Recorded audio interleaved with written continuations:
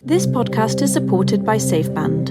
SafeBand is the indigo silicone wristband that lets people know that you or a member of your family has been vaccinated to protect them from COVID-19. And with every SafeBand that's ordered by you, or people like you, we donate one to a frontline key worker or vulnerable member of the community. Slowly, life will return to how it once was.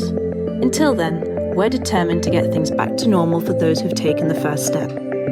Find out more by clicking the link in the description or visiting safeband.me. Hello and welcome to the Newcastle Natter. My name is Fergus Craig and I am joined by Paul Doolan. Hi. Hi, Paul. Hi. And Dave Watson. Hello. Oh, very good. We've done the full range of things there. So, the full range of things. Yeah. How are you, Dave? I'm all right. Yeah, I'm still on fucking gardening leave, and I'm losing my tiny mind. But it's getting to the point now where the people at the tip recognise me. Like, that's not okay, is it? That's the dream. That's what you want. So hang on, that's what you've done with. For anyone who's missed the last podcast, Dave is going through an interesting period in his life at the moment, which basically resembles almost the entirety of my adult life, where he has absolutely nothing to do. And because he's on what is known as gardening leave, I believe this is something that people with real jobs are familiar with. Yeah. He's in between jobs, but still employed, right? Yeah. I've power washed the backyard. I've swept the front one. I've hung shelves. I've painted bedrooms. I've built things. I've destroyed things. See, and I've taken a lot of shit to the trip. What you've just described is more than I have done in my entire adult life. It's like the people at the tip recognise you. That's what you've decided to do with your gardening leave. Go back and forth to the tip. I don't think I've ever been to a tip in my life. Hang on a second. You're in a long-term relationship. Do you honestly think that this was my decision? Or do you think it was somebody else's decision and I just went along with it? I go to the tip out of choice. Tip to the trip. Okay. See, I don't have a car, but your girlfriend's really into the tip, is she? Or is she into a guy at the tip? My wife is into me taking shit to the tip. But she doesn't want to go. She is the tip. That's the trouble. That's what we call my her. Gosh. Hang on. What is the deal with the tip? Why were you taking to the tip? Can you not just stick it in the bin? I mean, how many? No, times like huge cardboard boxes, old TVs, you can break them down. Huge. Yeah, but I can only fit so much into the recycling bin. What are you gonna do? We're talking about Dave's bins again. Yeah. What are you going to do with a pallet, Fergus? You can't put that in a wheelie bin. Yeah. What am I going to do with a tree, Fergus? What am I going to do with a tree? Look, a lot of this stuff, right, I'm interested by the tree, but a lot of this stuff sounds completely legitimate. But to back up your regular visits to the tip, the first thing you could think of was a large cardboard box that doesn't fit in the recycling. If you drive in there, then you're cancelling out whatever you're doing for the environment by recycling. It wasn't just. I didn't just take one cardboard box. Yes, I mean, Jesus, did, we are. what you said. We are going to some lengths to avoid talking about Brighton. I didn't just take one cardboard box. There was a load of cardboard boxes, large ones. So anyway. Something else. Okay, speaking of tips, something else which was a giant mountain of shit was our performance against Brighton. Paul, is this? How do we describe this? Is this your low point as a Newcastle fan? Was that the worst performance you've ever seen as Tab, or was that the? It's definitely for me the worst performance this season, possibly ever. I don't know if it's emotionally the lowest point because it's not a massive drop. If you compare like some of the Souness games coming quite soon after Bobby Robson, I think they were the ones that emotionally hurt the most because you thought, oh, we've fucked this right up. Whereas here, this was just, we expected bad performance and we got a terrible performance. But yeah, one of the worst Newcastle games one of the worst games of football I've ever seen. I can't imagine any neutrals got to 90 minutes in that game. Well, at least from a neutrals, I can't imagine either. But from a neutrals perspective, at least there were some quite good goals in it. Yeah, but those 3 goals were interspersed with a lot of shit. It wasn't like if Brighton had been all over us all throughout the game and were playing some really nice stuff, then yeah, you might want to watch it. But honestly, it was. I'd echo what Paul says. I don't know if emotionally it was the worst, but certainly the worst performance of this season. Arguably the worst performance under Bruce. And therefore probably the worst performance in the last 5 years. I think, I don't know, there's quite a few candidates for worst performance. I don't know, but it certainly felt like a low point for me, just an accumulation of the season where we are. Although in terms of standard, I know this is not really the debate to have, but in terms of standard of game, maybe the West Brom game was worse from my memory, because basically there was 2 teams playing awful football. Brighton, it wasn't them at the best I've seen them this season, but the Sheffield United game. The Sheffield United game was awful. The Brighton team played some quite attractive football, and I felt we made them look like Guardiola's Barcelona at times, where a tiki-taka in it about. But they did score some nice goals. But we're here to talk about Newcastle. Go ahead, Paul. No, I was saying the Sheffield United game felt possibly equally disappointing in terms of our approach. They're both games where you think we need to go for a win here. And it wasn't even that we did so little with the ball, which, I mean, we did nothing with the ball, but just no closing down. You think of the pressing game that seemed to have come in recently when Graham Jones came in. That vanished, and all the goals were just sitting off them. It looks like a training game. The players look like cones. The Sheffield United game was, as I've said many times, was the turning point for me, because that was the first one where it was so obviously a game that we had to be aiming for 3 points with. Yeah. Because they were, at that stage, on course to potentially be the worst team in Premier League history in terms of points total. And then we set up not to win that game. But since then, we've set up trying not to lose to West Brom, and then we've set up trying not to lose to Brighton. And it's like, if we're not going to try and win those games, then what is the strategy? Are we waiting for is our strategy to wait for points deductions for clubs going into administration? I genuinely think the strategy is suddenly Carlisle United turn up in the Premier League. What is? I think the strategy is to hope we get lucky enough to not be in the bottom 3 by the time Almiron, St Maximin, and Wilson are back. I think that's all the thought that's going into these current games. But as Steve Bruce quite correctly pointed out in his post-match interview on Saturday, even when they do come back, those players, as Almiron proved on Saturday night, are going to take a while to get back to full fitness and are not going to be at their best. Sorry, Dave. Go ahead. Well, so all I was going to say is that speaking to that point you're making about setting up not to lose rather than going for the win, I honestly think it was again, Bruce has been looking at the Fulham results, saw that they lost at Leeds and thought, right, well, as long as we don't lose, let's set up not to lose, and then any point will be enough against Brighton, instead of thinking, right, let's go for the win.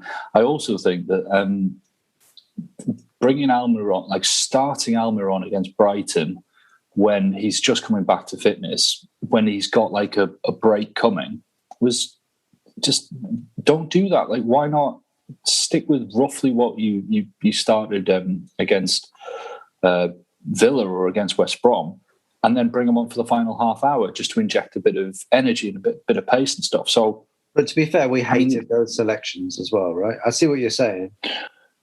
I mean, we hated the selections because it was right? Yeah, because he was playing. I mean, again, it was no strikers on the pitch at all. In fact, we didn't bring on a striker at any point. Like Andy Carroll, as well. Yeah, didn't bring one on. Play with like Murphy out to the left, Gale in the middle, Joe Linton off to the right, or even if you don't want to play Gale, then Joe Linton in the middle, Fraser and Murphy on either flank. Fine, do that, but don't have like Almiron not getting onto crosses from Fraser, because Almiron's not that kind of player, and Joe Linton on the right, where at the very least Joe Linton's tall. So it was just we had said that. To a degree, Almiron playing in that position with this fucking split striker thing, whatever it is, when Graham Jones first showed up a couple of months ago, was working to a degree, right? That Almiron in that position could sort of work. Yeah, but I think the key as well, the key with that is we weren't playing a midfield three. I don't think Shelvey was in the middle at the back for those games. I think we used Willock a lot more sensibly. We actually had midfielders running, so we had a genuine counter-attack threat. We could get from one end of the pitch to the other, retaining the ball. Whereas now it's just Shelvey in between our centre-backs, pinging a 70-yard ball to Ryan Fraser or Miggy Almiron, who are both... Yeah. Well, you would have thought it's not just... It's we can talk about how we're set up or whatever the tactics are supposed to be endlessly, but and it's clear that I just wanted but the rest of the side on that pitch, however we were set up, I can't imagine that they were doing exactly what they've been told to do. There's just there's no energy there at all, no like drive, no will, like, you know, with it Joe looked Willock, like a team. Joe Willock showed up as like an exciting young midfielder with something to prove, and in about a month he's like seamlessly blended in to our series of like nothing midfielders, right? I think we looked like a team that was trying to get the manager sacked, and if we were any other club, that performance would have easily done it, except the manager wouldn't have still been. That's something that I find hard to believe happens, but I'm happy to accept that. I think subconsciously, I don't think they go out deliberately to do it, but you can tell. Yeah. Like apparently they've been training all week on pressing Brighton. You look at every time Brighton got the ball at the back, Almiron was on his own. You can't do a one-man press. They're clearly not doing what they're meant to. Well, Clark literally, you know, he's quoted as saying that the players, we weren't up for it. Like that will obviously have come after the game. He's looked back and said, "Oh, we just weren't up for it." Well, why the fuck weren't you up for it? Like it's a must-win game. If you as a squad can't get yourself G'd up for it, and the manager's not doing it, then what the fuck's going on? I honestly, I wouldn't be surprised if not that performance was a deliberate attempt to get him sacked, but it was just a case of, I'm not listening to this guy anymore. I'll just go out and I'll do my job, but I'm not, you know. I think as well in your own life, right? It's possible to get yourself into a funk, to be depressed, to be and low energy because of that in certain situations where you just can't get yourself up for whatever because you're like depressed or low on confidence or whatever. And I guess it's possible for that sort of like attitude to infect a whole organization, right? And especially if you don't have any leaders there or people with real drive. But we have got leaders in the squad, you know, like Lascelles, Kieran Clark. These are like players who, like Paul Dummett, Matt Ritchie. These are all players who will literally have a fight on the training ground if you're not putting the effort in. The trouble is, I don't think that those leaders have any faith in the manager or the club as a whole. And you look at the performance that we put in against Brighton, and it just looked like a team just going through the motions, getting soundly beaten by Brighton. And Brighton deserve a lot of credit because of the way they're set up and everything. But honestly, the players I don't disagree with you. So yeah, the players that you've just mentioned there, the leaders, you know, to a degree. Yeah, I don't like Lascelles, Clark, Richie, who's not playing. They're defenders, right? So once you get past, it's hard to like drive a game with energy from the back, and once you get past that, it's basically Shelby onward. But then you look at like players that aren't getting in, like Matty Longstaff or Sean Longstaff. But I think as well, it's not so much the energy they have. I think it's that thing. If you're playing in that team and you know this system isn't working and we need to win games, and the manager still won't pick a striker, you must see that selection and just think, we're going to get beaten here. I'm sure we've all had jobs where you're working there and you know it is not worth putting 100% effort into because the end product is going to be shit because of what the job is or who your boss is. Definitely. I mean, I think we're all agreed that Steve Bruce is like he's not the cause of it, because the root cause is obviously Ashley and Charnley, and you know any competent owner or MD wouldn't have appointed Steve Bruce. But right now, Steve Bruce is the treatable injury that's affecting this club, and it baffles me that they haven't learned from their previous mistake with McLaren and fired him, because they could have fired him after the Brighton game, brought in a new manager who had a bit of time during the international break to work with the players, get them G'd up, get them positive, renew that sense of confidence, and then start the after the international break with a good number of games to make sure that you then stay up. But they just haven't learned, and it's insane. I mean, talking about like repaying Bruce's loyalty. What fucking loyalty? It's not like some other clubs come along and said, "Oh, Bruce, do you want a job here?" Like, how's the only way that Bruce has been loyal is by not actively criticising Ashley in the press? Well, that's not loyalty. It's self-service. The reason I saw for Bruce why says he's not been fucking gone. The reason I saw for why he's not been sacked as well is Ashley doesn't think the club can afford to get rid of him because we're going to lose 40 or 50 million through the lack of fans in the stadium. But you just think you're going to lose at least 100 million more if we go down. There's such short-term thinking and this sort of arrogant attitude of we can't get relegated, even though it's happened twice in pretty recent memory. And the thing that gets me is that, yes, not only would you lose £100 million by being relegated out of the Premier League, and you've lost 30-40 million by people not going through the gates this season. Next season, I know maybe we might disagree on this, but I don't think there's going to be 48,000 people turning up to St James's Park to watch Steve Bruce's Newcastle United bumble about mid-table in the Championship. Honestly, I think that this pandemic has got casual fans who used to go every week. They're not going to be that bothered about going anymore. And some of the diehards are going to have said, this isn't my fucking club anymore. I'm done. Until they go, I'm done. I think we're in real trouble of like losing a lot of like the match going fans. I really do. Bear in mind, pre-pandemic, we had to give away 10,000 season tickets to get anything close to full capacity anyway. I think you could be right on that. We'll see. I mean, we'll see how many, whether in the autumn next year, whether 52,000 they're even allowed in. We'll see about that. I don't know.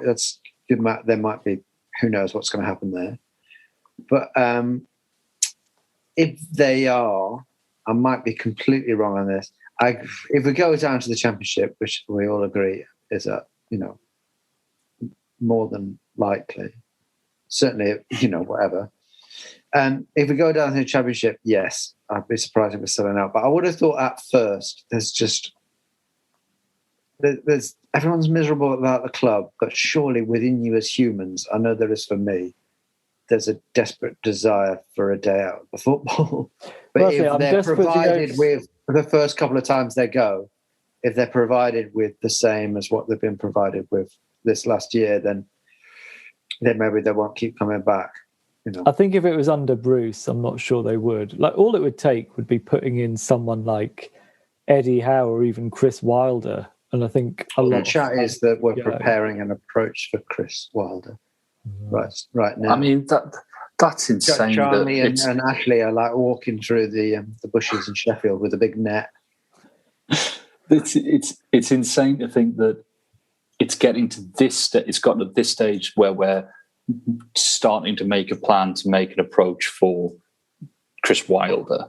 Like, they should, like a properly run football club should have in their mind 3 or 4 candidates that if candidate A doesn't work out, you've then got 3 remaining that you can go, well, we'll approach one of those that are already on our list because they fit the way that we want to play. It's just, this club has just been so right, badly but, run. There's no reason why that they might have all that. We just don't know it.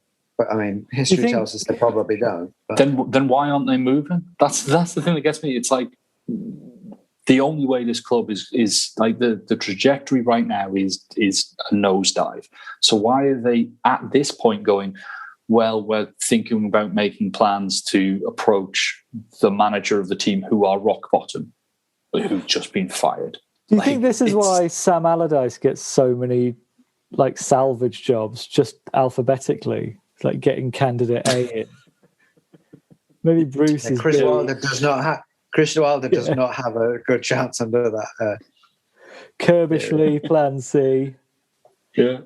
The thing to look out for in terms of whether Bruce is going to resign is when is the next England cricket tour?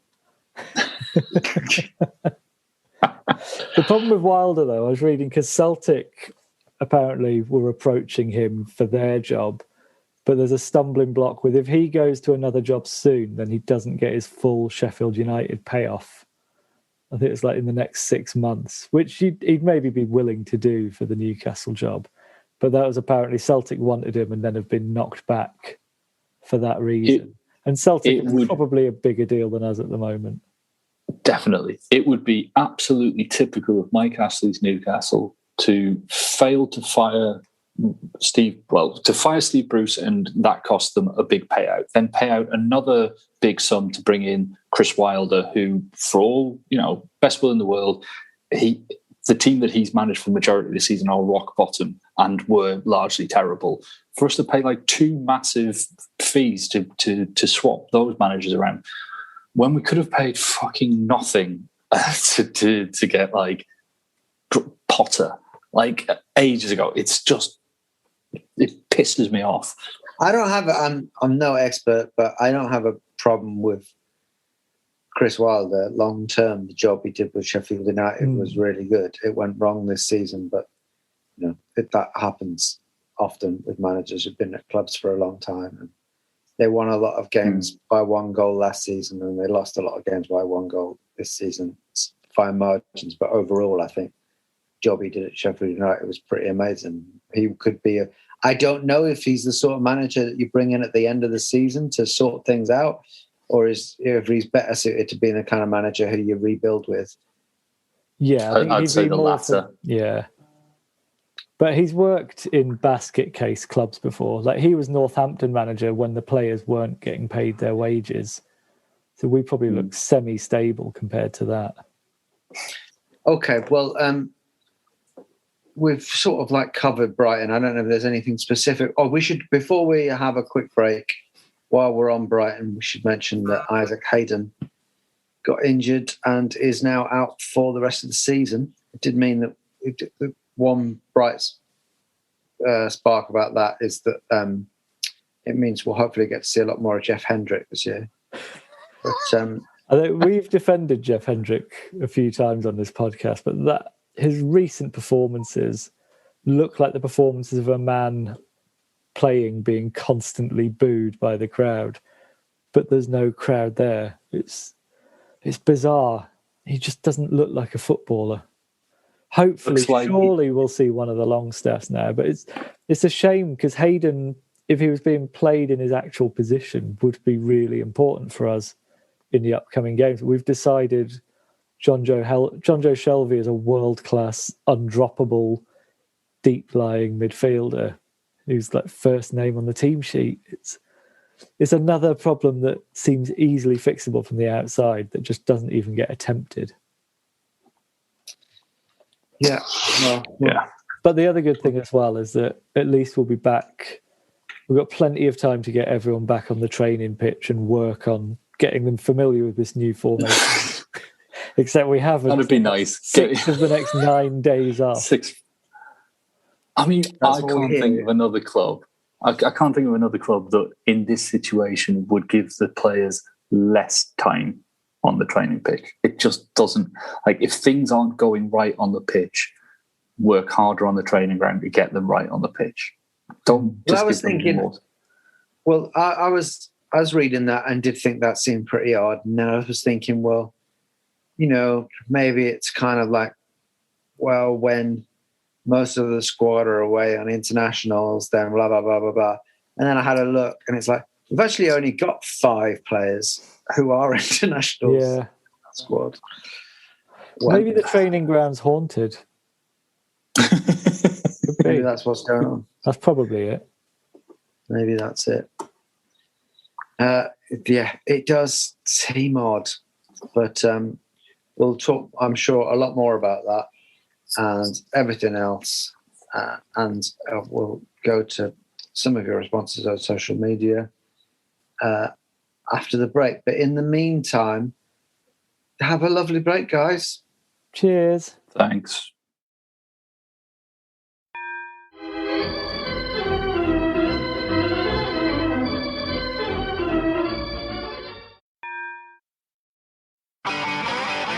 If you want an e-bike that doesn't look like it's made for the shopping precinct, something that's less Mr. Bean and more Steve McQueen, check out the range of bikes from London-based Cooler King. From dope 250-watt city bikes to Harley Bobber-inspired 750-watt beasts that can tear your face off while leaving your smile intact. Cooler Kings are made in limited numbers, yet highly affordable. Check them out now on the web at cooler.bike or find them on Instagram with hashtag CoolerKingBike. Cooler.bike. E-bikes that are cool AF. Hello, welcome back. Good break, guys. Yeah, very good. We've chatted basically, just to let the listener in on a little secret. During that break, we've had about 40 minutes of chat. We should have recorded it all. It was quite high quality chat. None of it about football. We ended up, we're talking about Lilt at one stage, trying to work out when the last time we'd each had a can of Lilt was. I don't remember the last time I saw a can of Lilt. So text in, give us a call, let us know. If you've had a can of Lilt, then dial us up. Let us know. We'll put you on the air, okay? But unfortunately, we have to go back to talking about football. Shall I just go straight in on social media and then we'll see what conversations that strikes. One Up Gaming says, well, after that game, I'd hope Bruce will be looking for a new job. Total disgrace. Well, as yet, no. John M says, I'm reading this all completely blind, so here we go. John M says, Bruce is famous for having a cabbage thrown at him as Villa boss. He's famous for other things as well, I know. If you could, which type of vegetable would you throw at which former Newcastle United manager and why? It's the sort of question I should have given you time to prepare at. But if you've got something, guys, come on. Come on, Paul, you're a professional comedy writer. Say something hilarious. I would throw a Swede at any of our recent managers to put them in an anti-Swede stance and stop them signing Emil Kraft or Andreas Andersen. There. That'll do. That's something. That was an answer. Okay. Teague or Teague or whatever, I think it's Teague, says, what would it take to sack Steve Bruce after that horrid loss and the controversial 6-day break? It's hard to imagine how many more bad decisions he has to make. I mean, you've got a theory on this, Dave, right? We have to fall into the bottom three. I think we'd have to be in the bottom three for one or two, probably just the one now. How few games we've got left. I think we'd have to fall into the bottom three, stay in there the next round of fixtures, and if we're not back out, then he might get the boot, which is roughly what happened with. It's like a lifeguard. It's like a lifeguard watching someone in trouble in the water and saying, "No, I'm not going in until they've been underwater for 60 seconds." Until there's no bubbles coming up. That's when I go in. No, give them a chance. This is a learning opportunity.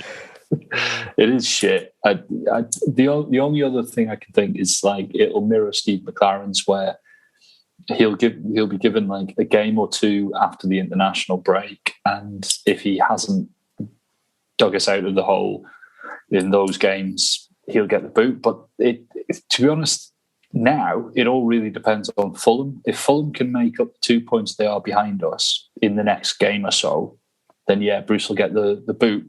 But if they can't do it in the next couple of games, then I mean, they're not going to change the manager with 5 games to go. Ironically, if this theory of yours is correct, does that mean that ironically at the moment we're rooting for Fulham to get some good results so that we can have our managers there? That's what we're looking for.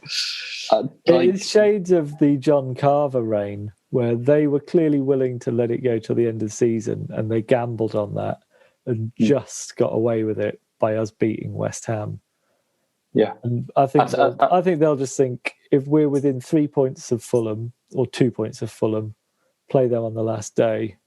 I still think they'd probably do it. The thing is, now we have just been through what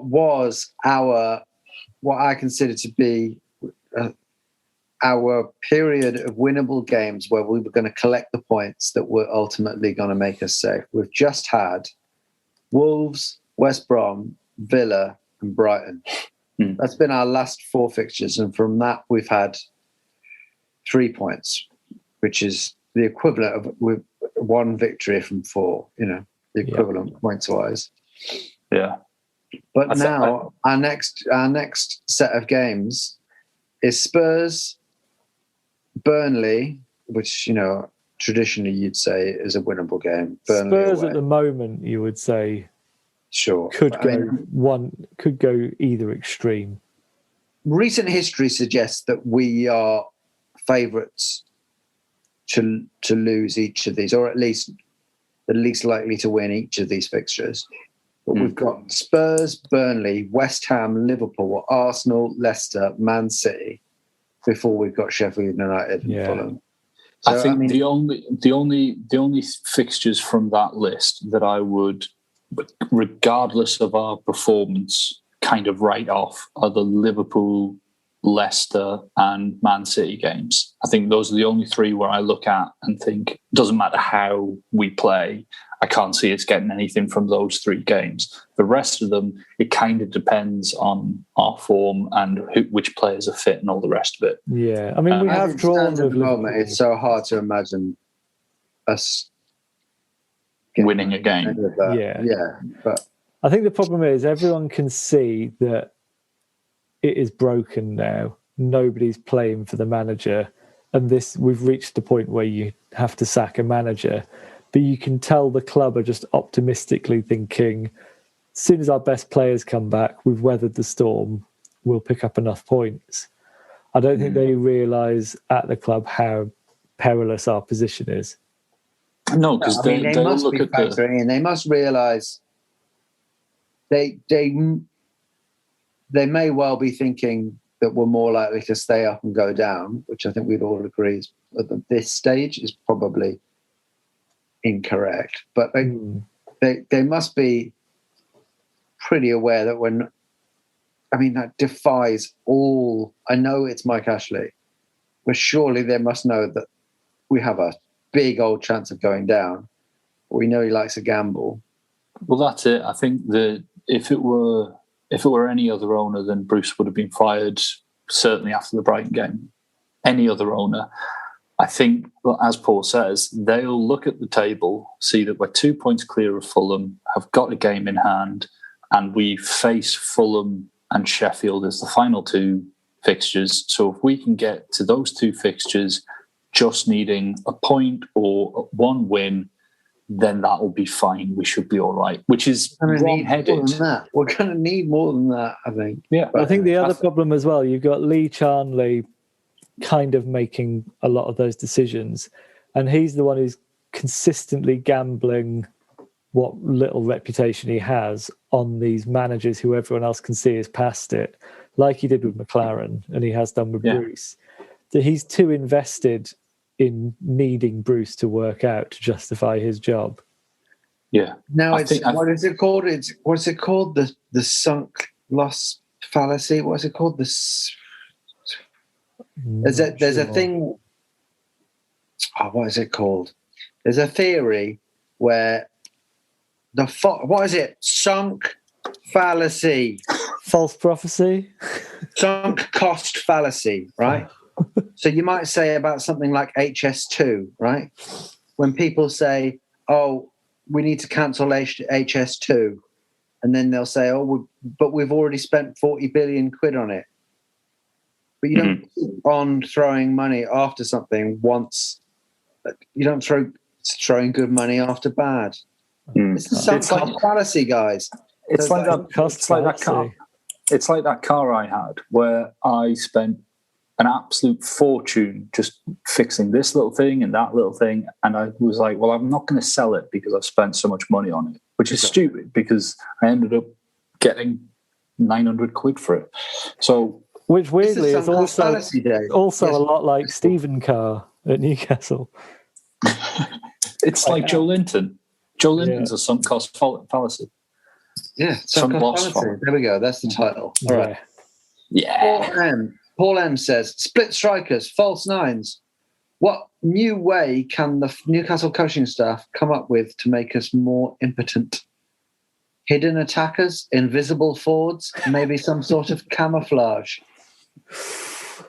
I think a reverse Christmas tree. Yes, I'd like to see us go back to some 19th century formation. Just something. Like goalkeeper at the back, 2, and then we spiral out away from the goal. So we've got 2 strikers, but they don't leave either corner flag for the entirety of the game. And one thing that was ironic is that Brighton showed how the split striker system should work with Welbeck and Mopé driving off towards the corners and Trossard having like free rein, and our defenders just didn't know how to pick them up.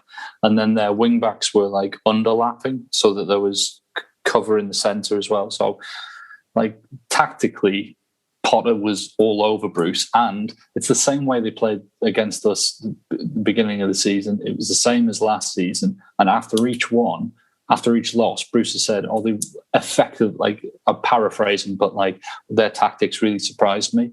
How can they surprise you when it's the same fucking tactic 3 times in a row? What if you know how Shelvey likes to have a go from the halfway line just to get the keeper off his line? What if that just becomes our only strategy? If we just do that, we just have Shelby doing that 30 times a game, get like 20 shots on target. It looks good. It looks good in the paper. Wow. Newcastle had a lot. Newcastle were unlucky. They had 20 shots on target. We just we don't have a single player across the halfway line. It's just that's not that far from what we're actually doing every game. Okay. Geordie Ash says, I have 2 questions. Hope that's all right, lads. Well, we'll see. I'm reading them now for the first time. What are the questions, Geordie? Here we go. So, Brucey has awarded the players with 6 days off from 9 days available until we lose to Spurs. What's he thinking? I mean, the only it does seem mad, doesn't it? That if you play devil's advocate, the rationale would be everything is so toxic and so shit. Maybe we just need to get away. We just need a holiday.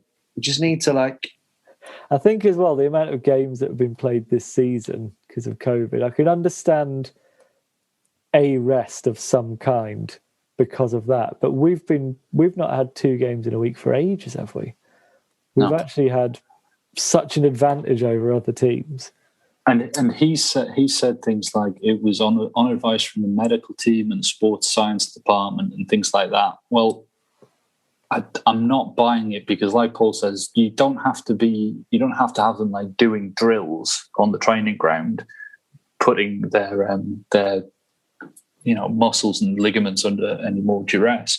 But you could certainly have them poring over the tactics, looking at videos of what they've done right, what they've done wrong, looking at videos of their opponents. You could have sports psychologists trying to like help them with their confidence issue. You could have a PE teacher trying to teach Joe Linton how to play football. Like, there are things that you could do in the break. Yeah. I honestly think Steve Bruce is giving them a day off because he's like that fucking substitute teacher who wants to be your mate unless you get away with murder. Yeah. I mean, the devil's advocate would be that, maybe they just need some time apart.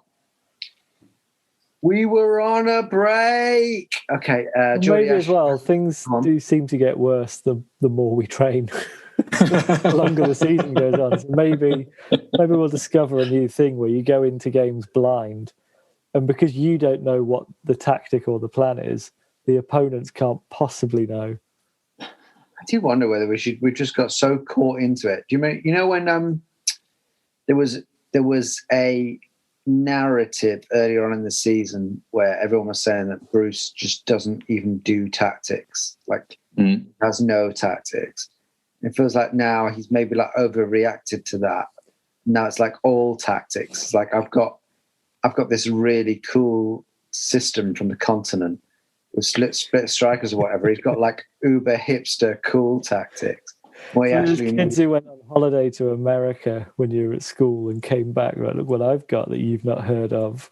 Jolly Rancher candy. I've got strikers. So he's just trying to prove he's doubling down. Not doubling down. He's like overcompensating. Yeah. Trying to become this tactical genius, but doesn't actually have the nous to be able to do it. And what he needs to go back to is his core, in his soul, and just play 4-4-2. Put big lad and a little lad up front, which we happen to fucking have right now. A couple of wingers, which we happen to have right now. A couple of wingers, a dirty midfielder and a slightly less dirty midfielder in the centre, and just play like football in its purest, most English early 90s form, and which is when Steve Bruce was the captain of a league-winning side. And, maybe we'd battle and get some points with that. But, I mean, it works well enough for Burnley and Sean Dyche. Sure. Geordie Ash also says, rumours that some players want him gone, some want him to stay. Who do you see being in each camp? I reckon Jeff Hendrick wants him to stay. Yeah, Joe Shelvey as well. Joe Linton, John Joe Shelvey, Jeff Hendrick. That'll be about it, lads. I think Richie wants him gone. Emil Kraft, of course, yeah. Richie clearly, one would assume, in the camp that wants him gone. Both Longstaffs. The Longstaffs, certainly. Carroll and Gale, you would have thought. I mean, we're just picking the players who are playing. But I'd also say Almiron, St. Maximum, Wilson would rather a different manager because they might get on the ball a bit more. And I'd say that Dubravka and Darlow would prefer a different manager because they wouldn't be called into action as much. I don't know. I would imagine maybe, who knows, it's total speculation. Maybe Darlow appreciates all the games he's had. I think Darlow would have possibly wanted him to stay had it not been for Bruce telling the papers before, or for the news getting out to the papers before him that he was dropped. Okay, Robert Elliott, not our... It's Rob Elliott still on our books. He's gone. No, he's not. He's at Watford, isn't he, I think? Okay. Robert Elliott says, if you came home unexpected, I'm reading this sentence for the first time. Here we go. If you came home unexpectedly early and you found ASM, as in Alan St. Maximin, lounging on your sofa in your dressing gown, watching telly, say Inspector Montalbano on iPlayer, would you be delighted or would you explode into an incandescent rage?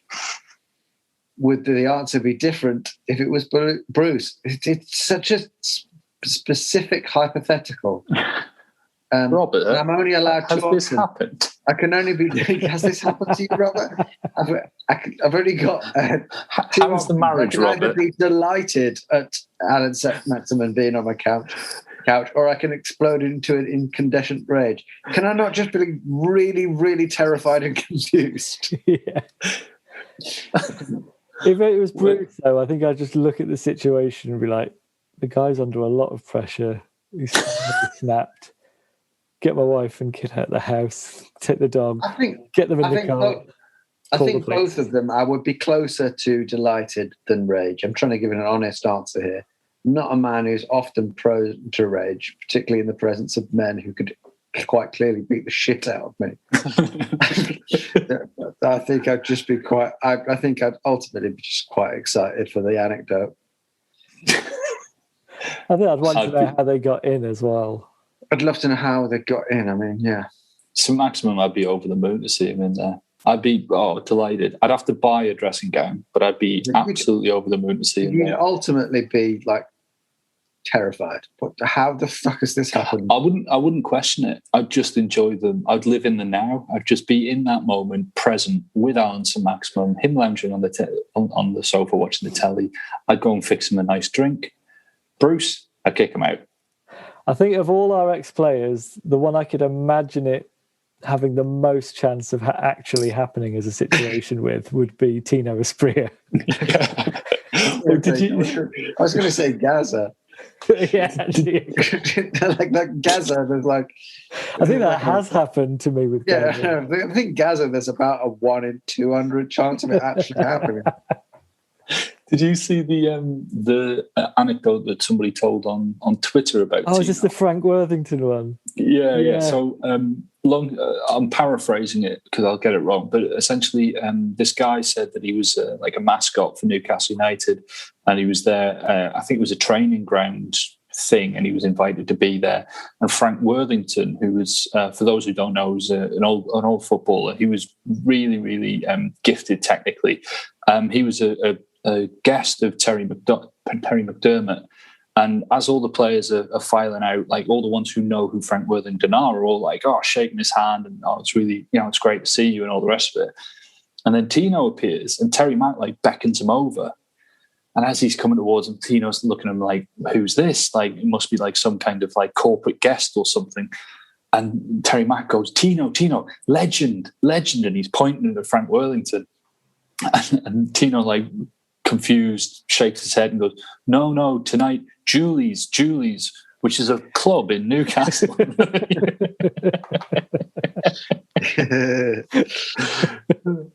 love that anecdote. I can't remember who posted it, but I'll retweet it because that's top. That's top. Great stuff. All right, got one more. Andy Sheldon says, FCB, aka fucking cockney bastard, aka Mike Ashley, and Cabbage Head actually fulfilling a relegation plan, as it's apparently a much easier process to sell and buy a football club outside of the Prem. Then the new owners roll in with loads of resources, bring Netflix in, and record a third promotion. I mean, that makes no sense, obviously, for Mike Ashley, because he doesn't want to sell it for a lot less money. But it does seem, if that was what they wanted to do, they're doing everything to make it happen. It is astonishing. I mean, I spent a lot of this season on the Newcastle United defending Steve Bruce. Never as a supporter of Steve Bruce. I just always thought that the attacks were over the top and sort of hysterical. But I'm now, a zealot. I'm now a fully paid subscriber to the the Bruce Out Brigade. It is astonishing how this season has gone. I think honestly, he's going to, whatever happens with this season and whether he stays or goes, he will go down as one of Newcastle's worst managers. Just purely in the forget about personality clashes or whatever. Statistically, he's awful. Like games won, games lost, he's terrible.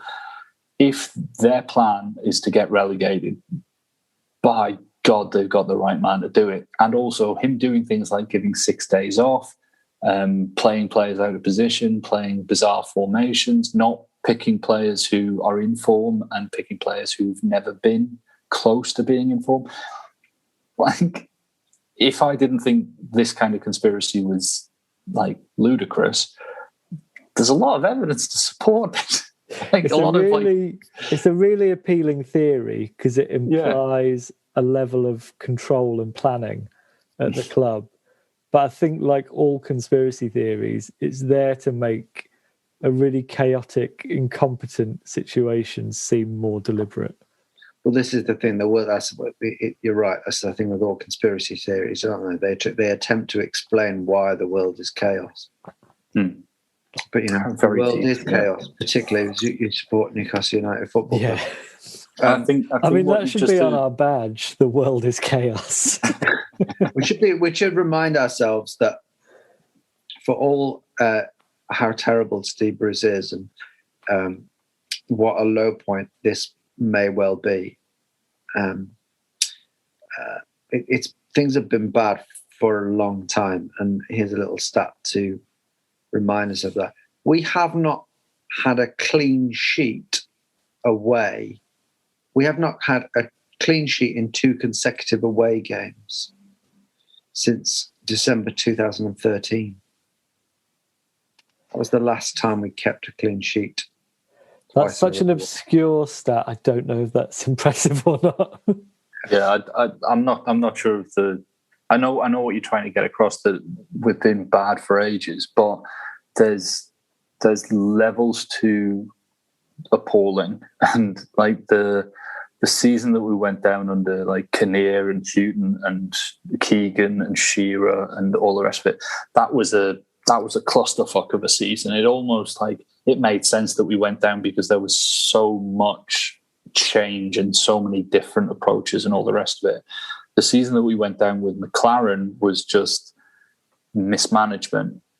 This season is worse than that, in my opinion, because I think like from where we start, like because McLaren took over from Carver, so he was kind of starting from like a lower starting position, whereas where Bruce has taken us in the 2 seasons that he's been in control, we've gone from what could have been just a comfortable mid-table, like 13th, 14th, maybe at danger at relegation at some point in the season, but then get nicely safe, to where we are now, where we fucking deserve relegation. The way that we've played throughout the season, we deserve it.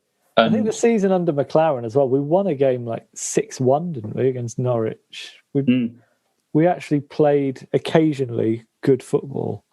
Yeah, and we had some good players like Sissoko and Wijnaldum and so on and so forth. But this season, like it would be like in that season if Wijnaldum had been dropped and we'd been playing Gouffran instead, or something like that. Because we're not playing Murphy when he looks competent and quality, and we're playing Jeff Hendrick even though he looks just like he's stealing a little. We started Joe Linton. I think Joe Linton has got the most starts for us. God, I would say Jeff Hendrick to me, I don't know if you've heard the term, but seems like a sunk cost fallacy. I've not heard the term. Is that? Yeah, that's to me like a sunk cost fallacy. Didn't we get Jeff Hendrick for nothing? He's still a sunk cost fallacy. So I think. We can have a laugh. No. Our next game is against Spurs. It's not for a while. I don't know if we'll do a podcast before then. Should we bother predicting it? I think let's have a I mean, who the f- knows? Spurs seem, in their own way, a bit like a broken club, as all Mourinho clubs towards the end start to. But they've still got Gareth Bale, Harry Kane, and Son. Well, Son's supposed to be injured for it, and Lamella will be suspended, although I don't know how much of an impact Lamella would have. But like you say, they've still got Harry Kane. Fingers crossed he gets injured with England. And Gareth Bale, fingers crossed he gets injured with Belgium, with Wales.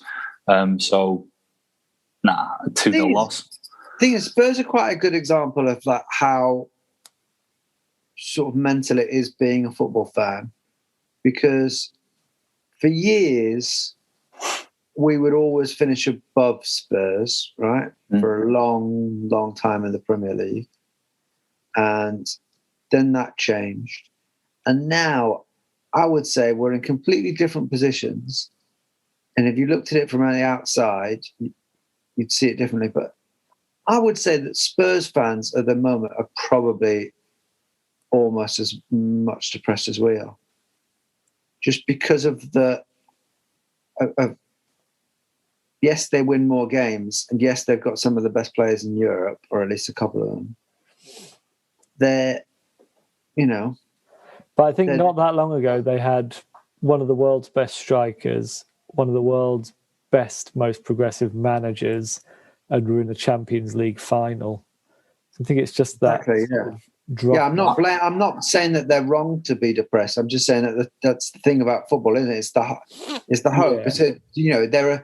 There are fans of League Two sides right now who are much, much happier with their club than Newcastle fans are. It's all about way above them. So it's all about where your expectations are and where you think you should be, and not just as in terms of the size of your club. It's about like your recent history, right? So it's all about Spurs are really depressed because they can see that they are fucking up what has been a good situation, and they're going to come, and it looks like they're going to come away from a period where they should have won trophies with no trophies. So they're really depressed at that, whereas we're really depressed at. You see what I'm saying? It's meeting. It's the same for every club. Is the club, the players, the coaches, everything else, are they doing as much as possible to better the club, to allow it to meet its potential, whatever its potential is? Like Altrincham fans will be fairly happy with their owner because he's trying to do stuff with the ground and he's trying to improve it, and they are trying to do well in the league, so they'll be happy.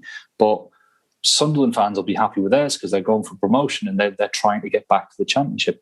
The reason that Spurs are unhappy, Arsenal are unhappy, Man U are unhappy, fucking Everton will be unhappy, Crystal Palace will be unhappy, is because they can see that they've got in place all the parts that should make their team be performing at a higher level than they currently are. And, same's true for us. Like, we have everything in place that we should be able to finish comfortably mid-table, maybe have a run at a cup. I think Spurs are kind of like us in a way, because they've gone from having, Pochettino and Benitez are very different types of managers. They're both managers who had a plan of how they wanted to play, how they wanted the club to progress, the sort of signings they wanted to build that. And they had a sort of year-on-year plan. And they've been replaced with different types of dinosaur who've just got one objective. It's not about playing style. For Mourinho, Levy's just said, you win a lot of cups, come in, win as a cup. We just need a trophy. Bruce has come in, told, you can keep teams up, don't get us relegated. That's your... So it's just, there's not a lot to get excited about there. You're just rolling the dice season by season rather than thinking, here's where we're trying to get to. And this is... You can contextualize defeats when that's going on by being like, that's a little bump on the road, but we know where we're meant to be going. Whereas at the minute, you don't get that with either club, I would say. The best comparison is us and Brighton. Yeah. We're 4 points, 4 points apart. But if you were watching that game on the weekend, you wouldn't have believed that at the time there was only 1 point between the two sides. We look streets apart, and they're going somewhere, even if they've been relegated this season, which might still happen, you never know. If they were to be relegated, they're going to stick with Potter. That was said at the very beginning of the season. When they got into trouble, they're sticking with Potter because they're building towards something and they've got a long-term plan and they trust the manager and the staff that they've employed to deliver on that. And their ambitions aren't top six. They're not like, getting ahead of themselves. It's just mid-table Premier League, have a run at the Cops. There's probably an Everton podcast saying the same about us right now as well. There will come a moment with Brighton, and I live for the day when it happens to us. But there will come a moment with them if they ever do achieve table safety regularly, when the Brighton fans will start complaining about that, because that's what happens with everything. But at that point, it's because if they get to mid-table and they're there and it's solid and they're there for a few seasons, as long as you're trying to make progress in some shape with the football club, the fans will accept it. So say, for example, Burnley, they were sitting in mid-table and they were shit, but it was effective. Then the fans were like, all right, we've had like 4 seasons of this. Can we try to play better football? Can we try and attract better players? More attractive players. So there is always going to be a demand from the fans to be better, but you can decide what better looks like. Sure. I mean, yeah. Brighton are looking to be the next Bournemouth for a while, aren't they? Yeah. And Leicester are looking to replace Spurs or Arsenal in that top group. And West Ham, they're having a great season this one. But if they've got anything about them, next season it's going to be about making sure they finish between 12th and 8th. Just make sure we're in there, maybe have a run at the Cops. I'd say Brighton are aiming to be the next Leicester in a weird way. Yeah. We're aiming to be the next Sunderland. So let's we'll finish up. Thank you very much, Dave Watson. Before that, are we doing Spurs predictions? Yes, 6-0 Spurs. Wouldn't be 2-0 Spurs. Paul? 3-0 Spurs. Fantastic. All right. Thank you very much, Dave Watson. Thanks, Fergus. Thank you, Paul Doolan. Thank you so much. Thank you to you, the Newcastle United listener, and thank you to Graham Jones. Goodbye. Bye. Bye. This is a Playback Media production. To listen to all our football podcasts, visit playbackmedia.co.uk.